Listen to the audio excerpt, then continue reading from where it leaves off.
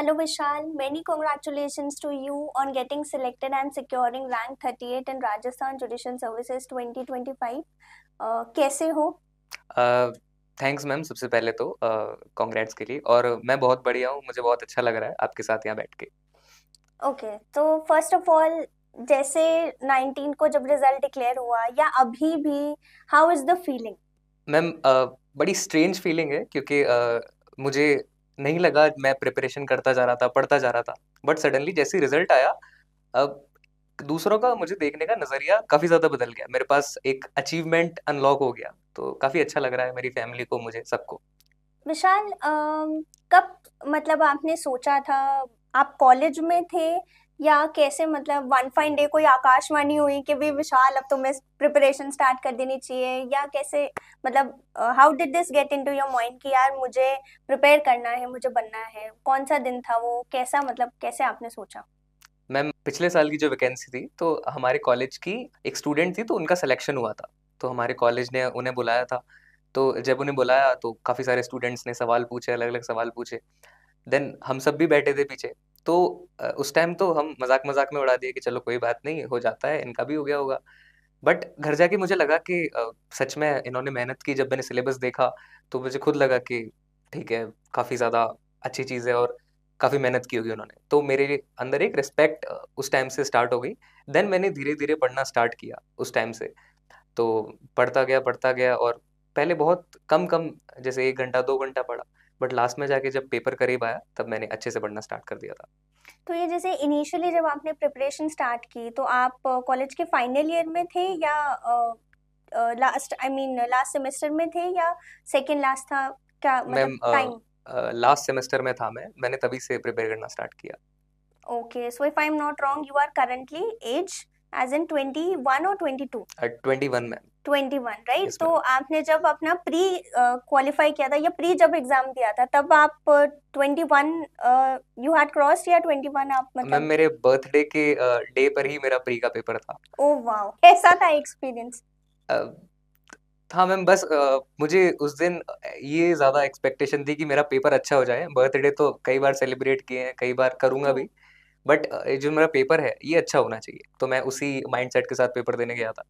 और thank God वो काफी अच्छा था, मुझे अच्छा लगा। Okay, so one thing in your preparation, और आप दूसरों को भी मतलब क्या सजेस्ट करना चाहेंगे कि जब आप प्रिपेयर करते हैं तो एक थॉरो प्रिपरेशन करनी चाहिए from the point of view of pre mains और इंटरव्यू, या फिर जैसे जैसे एग्जाम आएगा स्टेजेस क्लियर होते जाएंगे वैसे वैसे हम चलें और सिर्फ प्री ओरिएंटेड ही फोकस्ड होके प्रिपेयर करें? अ, मुझे नहीं लगता कि आप सिर्फ प्री ओरिएंटेड रह के आपको प्रिपेयर करना चाहिए, क्योंकि अगर आपने प्री क्लियर कर भी लिया, देन आप ब्लैंक हो जाओगे, आपके पास कुछ नहीं बचेगा। तो ये सही चीज़ है कि हर एक स्टेज के लिए आपको अलग तरीके से प्रिपेयर करना होता है, और आप मेंस के लिए, इंटरव्यू के लिए थोड़ा थोड़ा स्टार्टिंग से ही करते जाएं, तो बहुत ज़्यादा बेनिफिशियल हो सकता है। ठीक है। ऑल्सो डिफरेंस जैसे आपकी प्रिपरेशन में क्या रहा, क्योंकि प्री जो है वो एमसीक्यू बेस्ड होता है, इट इज ऑब्जेक्टिव, और जो आपका मेंस होता है वो सब्जेक्टिव होता है, तो आपने क्या मतलब डिफर किया अपनी स्ट्रैटेजी में प्री के बाद मेंस के लिए? मैम, प्री में ऐसा होता था कि मैंने एक बुक ली और मैं उसको पूरा पहले पेज से लास्ट पेज तक जितना मैं पढ़ सकता था मैंने पढ़ा। जितने भी बेयर एक्ट्स हैं, जो भी हैं, उन सबको मैं पूरा पढ़ता था, ताकि अगर ऐसा भी हो कि एक बार मेरी नज़र में आ जाए कोई क्वेश्चन, तो मैं उसे क्रैक कर लूँ। बट मेरा प्री क्लियर हुआ, तब मुझे लगा कि ठीक है, अब लिखना पड़ेगा। मैं लिखा। जब मैंने मेरे मेंटोर से पूछा, तो उन्होंने कहा कि नहीं नहीं, ये गलत है, जबकि मैंने एग्जैक्ट बेयर एक्ट की डेफिनेशन लिख दी थी। उन्होंने कहा नहीं, आपका लिखने का तरीका गलत है। उन्होंने मुझे लिखने का वे बताया कि आपको कैसे प्रेजेंट करना है किसी चीज को, कितना स्पेस देना है। तो बहुत अलग है दोनों के लिए, स्टेजेस के लिए प्रिपेयर करना। Also that you have mention books, तो ये एक बड़ा सवाल रहता है बच्चों का कि क्या सिर्फ बेरैक्ट फोकस प्रिपरेशन करें, या स्टेट के हिसाब से जाना चाहिए, या फिर बुक्स भी रेफर करनी चाहिए, या नोट्स रेफर करने चाहिए, या तीनों को कॉम्प्रिहेंसिवली लेकर चलें? कैसे, आप बताओ। मैम, अगर आपके पास टाइम है, तो बहुत बेटर है आपके पास बुक्स हो। नोट्स का मैं बहुत ज़्यादा, अगर आपने बना रखे हैं, सेल्फ मेड नोट्स हैं, तो बहुत ज़्यादा बेनिफिशियल है। बट नहीं है तो भी कोई बात नहीं। और अगर बुक्स से अगर आप पढ़ पा रहे हैं, अगर आपके पास इतना टाइम है कि आप बुक्स थॉरोली रीड कर पा रहे हैं, उनमें अंडरलाइन कर पा रहे हैं, तो बहुत अच्छी चीज़ है, क्योंकि जो नॉलेज आप गेन करोगे, वो और कहीं से नहीं कर पाओगे। बट अगर आप एकदम ही प्रिसाइज टाइम के साथ लड़ रहे हो, आपके पास बिल्कुल टाइम नहीं है, देन आप बुक्स पे नहीं जा सकते, आपको bare act as it is याद रखना पड़ेगा। ऑल्सो क्या ऐसा है विशाल कि the paper is medium biased, मतलब मीडियम से क्या कुछ फर्क पड़ता है कि कोई एक पर्सन इंग्लिश मीडियम का है या हिंदी मीडियम का है? आपको क्या लगता है? मेरे ओपिनियन में शायद ये चीज़ मैटर नहीं करती है कि आपका मीडियम कौन सा है, बट कहीं ना कहीं मैंने सुना है और काफ़ी एक छोटा सा मेरे माइंड में रहता है कि अगर आपका मीडियम इंग्लिश है तो शायद आपके पास थोड़ा सा एडवांटेज है। कैसे?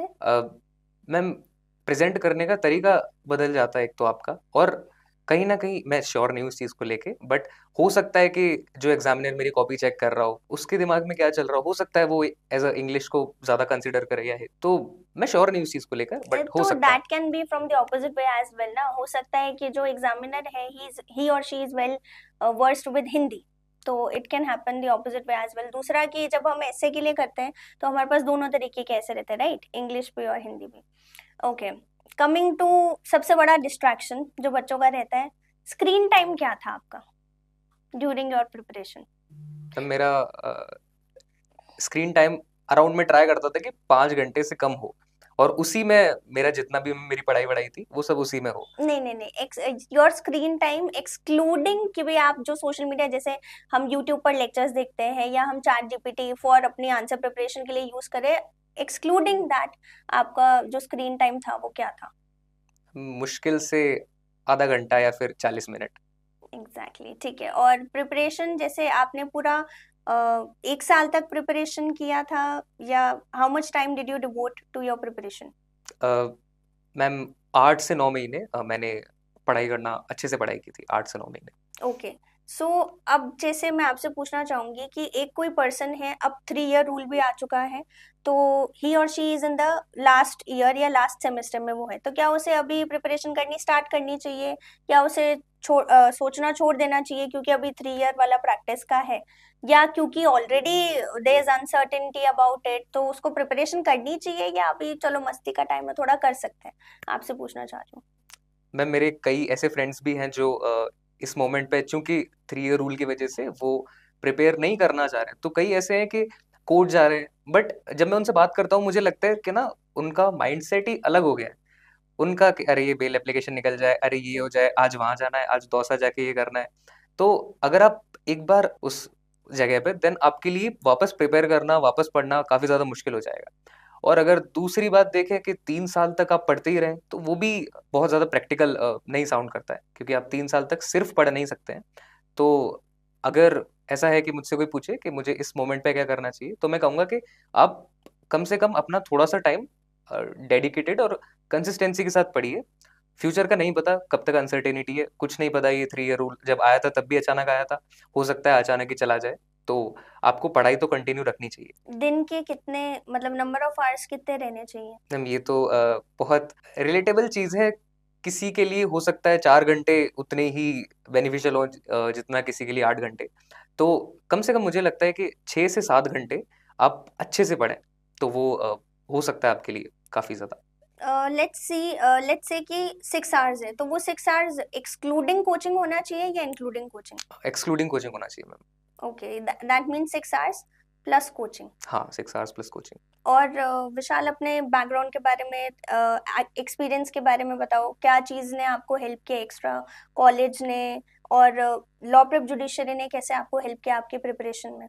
मैम, सबसे पहले तो मैं जब प्री दे के यहाँ पर आया था, तो मैंने प्री दिया था, मेरे घर वाले जैसे ही मेरा सिलेक्शन हुआ तो काफी ज्यादा मेरे पेरेंट्स जो हैं वो काफी खुश थे कि चलो ठीक है, कर लिया, अभी कॉलेज हुआ था, अभी पेपर आया, इसने पेपर क्रैक कर लिया। देन मैं कोचिंग आया, तब मुझे कोचिंग आके लगा कि ये मैंने क्या पढ़ लिया, क्योंकि जो मैंने पढ़ा था ये कहीं ज्यादा उससे काफी चीजें डिफरेंट थी, तो मैंने वापस पढ़ना स्टार्ट किया और अलग तरीके से पढ़ना स्टार्ट किया, जहाँ पे लॉ प्रेप की फैकल्टीज ने मेरी बहुत हेल्प की, कहीं ना कहीं मुझे ऐसी ऐसी चीजों पे गाइड किया और मुझे स्ट्रेंथन किया जो मुझे पता ही नहीं थी कि ये भी करना होता है। तो ये बहुत ज्यादा मैं थैंक्स कहना चाहूंगा लॉ प्रेप को, उन्होंने बहुत हेल्प की मेरी। Okay, thank you. और एक रैपिड फायर कर ले छोटा सा। ठीक है मैम। अ, अगर पूरी प्रिपरेशन को किसी एक सिंगल इमोजी में सम अप करना हो तो वो इमोजी कौन सी होगी? मैम, मैं तो वो लाफिंग इमोजी के साथ जाऊंगा, क्योंकि मैं खुश हूँ जैसा भी है, कई बार बहुत ज्यादा उतार चढ़ाव भी थे, but So you would say the laughing emoji for every day of your preparation? Yes ma'am, मैं दुखी होता था तो भी कहीं ना कहीं था कि चलो ठीक है, कर लिया कोई बात नहीं, लेट्स सी, देखेंगे आगे। ओके, और अब अगर मैं ये पूछूं कि पूरी प्रिपरेशन या सम डेज या व्हाटसोएवर अगर एक सॉन्ग में सम अप करना हो तो वो सॉन्ग कौन सा होगा? मैम, सॉन्ग तो मैं अभी अभी मैं कोई सॉन्ग तो नहीं बता पाऊंगा आपको कि कोई movie dialogue, something which kept you going, कि भी कोई एक किसी ने आपसे कुछ गाइड किया हो, कुछ मेंटोर किया हो आपको, या कभी आपने कहीं पे कुछ कोट देखा हो या सुना हो कि भी जैसे रात में बहुत टाइम जैसे आते हैं कि आप सोचते हो कि भी सब छोड़ देते हैं प्रिपरेशन, तो वो ऐसा क्या था विच केप्ट यू गोइंग? कई सारी मूवीज मैम मैं बहुत देखा करता था, सीरीज मतलब मेरी प्रिपरेशन से पहले मैं देखा करता था। तो कोई एक बहुत गरीब सा लड़का जिसके पास बिल्कुल रिसोर्सेज नहीं है, वो ट्राई कर रहा है, मेहनत कर रहा है और करता जा रहा है, उसके पास कुछ नहीं है, वो ऐसे ऐसी सिचुएशन में ऐसे अपने घर की स्थिति में मेहनत कर रहा है। तो मुझे लगा कि मैं तो इससे बहुत ज्यादा ब्लेस्ड हूँ कि मुझे ये सब मिल रहा है, तो एटलीस्ट मुझे इतना तो करना ही चाहिए। और बस वो चीज मुझे मोटिवेट काफी ज्यादा किया उसने। Okay, can you name it the ma'am, series? एक 12th फेल मूवी या सीरीज ओके, थी, वो मैंने ओके, देखी थी, ओके, तो वो भी काफी अच्छी लगी थी मुझे। ठीक है। और अब जब आपका सिलेक्शन हो गया है तो कुछ from the POV of many people around you, क्या कुछ बदला है या सब जैसे थे पहले वैसे ही हैं अभी भी? मैम, मुझे ऐसा लगता है कि मैं तो वैसा ही हूँ, लेकिन लोग ऐसा कंसिडर नहीं करना चाहते। और मुझे लगता है कि लोगों का बिहेवियर बदल गया है। तो मैं तो इतना ही कहता हूँ कि आप जैसे थे आप वैसे ही रहो। मैं हमेशा ऐसा ही था, मैं हमेशा काम रहना प्रेफर करता था और मैं वैसा ही हूँ। बट लोग अपने मन में कई सारी चीजें ऐड करते जाते हैं, तो इतना ज्यादा फर्क नहीं पड़ना चाहिए। बाकी जो मेरे वेल विशर्स हैं वो मेरे साथ अच्छे से ट्रीट करते हैं मुझे हमेशा। ऑल्सो विशाल, जब आप अपना स्क्रीन टाइम मेंशन कर रहे थे तो इनिशियली आपने बोला कि 4 to 5 आवर्स, राइट? और बाद में आपने उसको कि भी the ones which helped you. तो मैं ये पूछना चाहूंगी कि फोन को आपने कैसे यूटिलाइज किया for helping in your preparation? Ma'am, पहले के टाइम पे जब मुझ मेरी किसी से भी बात होती है जो प्रिपेयर कर रहा था, तो उनके पास कुछ भी सर्च करने के लिए, कुछ भी करने के लिए आपको इतनी मोटी बुक के थ्रू जाना पड़ता था। आप कुछ भी नहीं कर सकते थे, आपको पढ़ना ही पड़ता था, हार्डवेयर चूज करना ही पड़ता था। हमारे पास फोन्स हैं और ये बहुत, अगर आप यूज करो अच्छे से तो बहुत ज्यादा हेल्पफुल हो सकता है। मैं मेरा चैट जीपीटी ने बहुत ज्यादा साथ दिया है प्रिपरेशन में। मैं रोज रात को एक ऐसे लिखता था, देन मैं उसकी फोटोज क्लिक करके चैट जीपीटी पे अपलोड करता था, उससे पूछता था कि रेट माई ऐसे आउट ऑफ 10 या फिर आउट ऑफ 20 वर्ड्स के अकॉर्डिंग। तो वो मुझे बताता था कि ठीक है, आप यहाँ यहाँ इस पॉइंट पे और ज्यादा बेटर कर सकते हो। या फिर मुझे रिव्यू देता था, मेरे मुझे फीडबैक देता था और लास्ट में मुझे रेट करके मोटिवेट भी करता था कि कंटिन्यू करें। और काफी अच्छा था। तो आप अगर यूज कर पाए अच्छे से अपने फोन को तो वो बहुत ज्यादा हेल्पफुल हो सकता है। दिस इज गुड इन मतलब आंसर राइटिंग में एज इन लॉ के पॉइंट ऑफ व्यू से भी, या एसेज में तो हेल्प किया ही किया, बट अगर हम कोई आंसर लिख के दें चैट जीपीटी को तो क्या वो हमें वैसा रिस्पॉन्स देगा कि वेदर इट वुड मतलब rate the answer as well? Ma'am, अगर स्पेसिफिक लॉ की बात करें तो शायद इतना ज्यादा हेल्पफुल ना हो, क्योंकि चैट जीपीटी भी कई बार थोड़ी सी एरर्स कर सकता है। ओके, तो स्पेसिफिकली लॉ को अगर हम छोड़ें, 90% वो सही करेगा। बट अगर आप लैंग्वेज के ऊपर जाओ तो लैंग्वेज चैट जीपीटी अच्छी तरीके से कैच करता है। दैट मीन्स कि ऐसे प्रेप में हम चैट जीपीटी को यूज कर सकते हैं and considering it as an examiner, कि वो हमें और मतलब बता सकता है, हमारे लूप होल्स बता सकता है कि हम कहाँ गड़बड़ कर रहे हैं, राइट? Yes ma'am. ठीक है, कंक्लूडिंग दिस, विशाल, और कुछ मतलब योर फीलिंग, योर इमोशन, कुछ भी आप एक्सप्रेस करना चाहो, या आप अपने फ्यूचर जो एस्पिरेंट्स है, जुडिशियल एस्पिरेंट्स, उनको क्या कहना चाहोगे? How should they go on? और कभी दिन ऐसा होता है कि नहीं पढ़ने का मन करता, तो कैसे कोप अप करे, कैसे मतलब मूव ऑन करे, या एंडलेस सिचुएशंस आती है लाइफ में, कभी घर पे मन नहीं लगता, तो कैसे अपने प्रिपरेशन को स्टडी रखें? मैं बहुत ज्यादा एम्फेसिस करता हूँ कि आप ना अपनी लाइफ में एक बैलेंस क्रिएट करने का ट्राई करो। जब मैं कोचिंग भी आता था तो मेरा ऐसा होता था कि मैं सुबह पढ़ लिया हूँ 2-3 घंटे, देन मैं कोचिंग पढ़ लिया। तो अब मुझे थोड़ा सा रिफ्रेशमेंट चाहिए कि मेरा माइंड अलग तरीके से सोच सके, थोड़ा दोस्तों से मिलूं, बाहर घूमूं। तो मैं जिम जाया करता था, मैं ट्रेन किया करता था। तो यहाँ से छूट के मैं फटाफट अपनी मील लेकर जिम जाता था, अच्छे से ट्रेन करता था, मेरा माइंड एकदम फ्रेश हो जाता था। देन उस ट्रेनिंग के बाद जब मैं घर आता था तो मेरे अंदर अपने आप ही अंदर से एक एनर्जी सी आती थी कि यार अब पढ़ ले, अब तूने सब कर लिया, अब तुझे जिम जाना था, तूने ट्रेन करना था, तूने कर लिया, तो अब पढ़ ले। देन मेरे अकॉर्डिंग ये जो बैलेंस है ये होना चाहिए आपकी लाइफ में।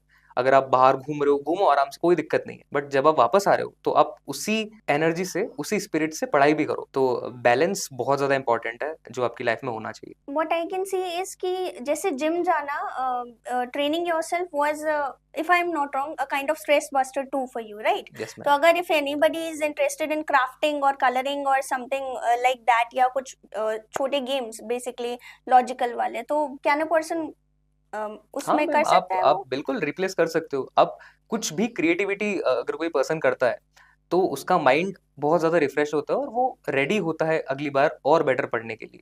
So basically this is what which can keep you going, कि यस मैम। monotonous ना हो, आप प्रिपरेशन ही कर रहे हो, this is what you mean. Yes Okay. Ma'am. So concluding this, आप क्या मैसेज देना चाहेंगे फ्यूचर एस्पिरेंट्स को?